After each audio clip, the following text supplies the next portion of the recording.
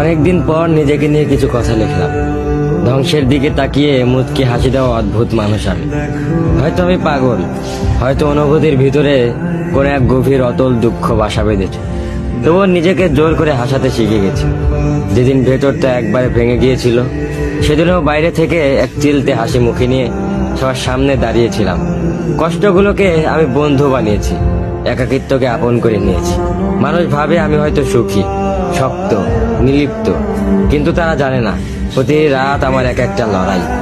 নিজেকে নিজেই বুঝিয়ে রাখি তুই ভালো আছিস, অথচ আমি জানি আমি ভালো নেই। ভেঙে যাচ্ছি প্রতিদিন একটু একটু করে, আর এই ধ্বংস হওয়াটাকে যেন ভালোবেসে ফেলেছি। আমি সেই মানুষ যে হার মানার আগে হাসে, কারণ জানি কান্না দেখিয়ে লাভ নেই। পৃথিবী শুধু শক্তদের মনে রাখে, দুর্বলদের নয়। তাই আমি অদ্ভুত, আমি অনুভূতির আগুনে পুড়ে যাওয়া নীরব যোদ্ধা। আমার জীবন কোনো সুখের গল্প নয়, এটা নিঃশব্দ বিপ্লব, যেখানে হাসির আড়ালে লুকানো থাকে হাজারো না বলা কথা, ভাঙা স্বপ্ন, হারিয়ে যাওয়া আমি।